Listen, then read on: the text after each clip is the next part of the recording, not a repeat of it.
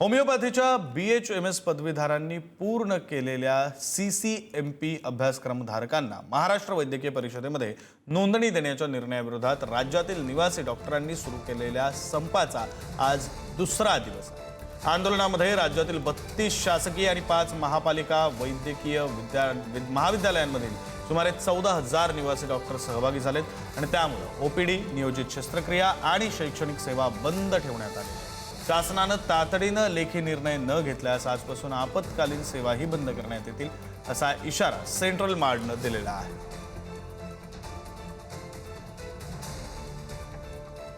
ते प्रतिनिधी नंदकिशोर गावडे आपल्यासोबत जोडले गेलेले आहेत। सविस्तर तपशील नंदकिशोर आपल्यापर्यंत पोहोचवतील। नंदकिशोर। विक्रांत, खरं तर काल पहिला दिवस होता संपाचा। CCMP हा खरं तर 1 वर्षाचा कोर्स आहे आणि हा 1 वर्षाचा कोर्स केल्यानंतर वैद्यक परिषदेचं जे प्रमाणपत्र आहे किंवा नोंदणी जी आहे त्या केल्याच्या निर्णयाच्या विरोधात, महाराष्ट्र शासनाच्या निर्णयाच्या विरोधात खरं तर माडनं हे संपूर्ण जे आंदोलन आहे ते पुकारलेलं आपल्याला पाहायला मिळतं। काल मुंबईत त्याचा फारसा परिणाम झाला नाही, मात्र महत्वाचे म्हणजेच KM रुग्णालय, नायर असू दे किंवा जे या महत्वाच्या ज्या शासकीय रुग्णालय असू दे किंवा कॉलेजमधली काही प्राध्यापक असू दे, या संघटनेचे पदाधिकारी हे संपूर्ण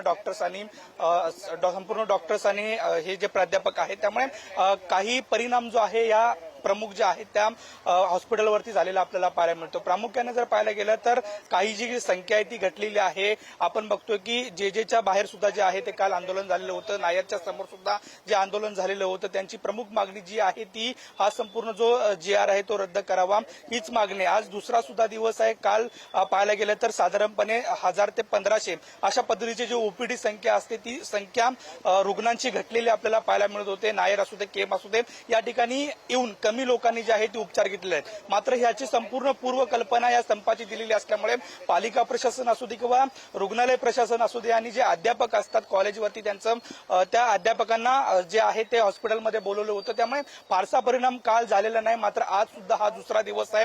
आज जे आहे त्या इमर्जन्सी जे वॉर्ड आहे ते सुरू असणार आहेत, मात्र OPD जे आहे त्या काहीशा पद्धतीने बंद करणार असल्याचं सुद्धा या मार्डनं सांगितलेलं आपल्याला पाहायला मिळतं। त्यामुळे आज नेमकं किती फरक पडतो हे सुद्धा पाहणं महत्वाचं आहे। मात्र प्रमुख KM असू दे, नायर असू दे किंवा जे या अशा प्रमुख ज्या रुग्णालय आहेत त्या रुग्णालयांवरती सुद्धा हा संपूर्ण थेट परिणाम जो आहे तो संपाचा पडताना आपल्याला पाहायला मिळणार आहे। विक्रांत, धन्यवाद नंदकिशोर दिलेल्या सविस्तर माहितीसाठी।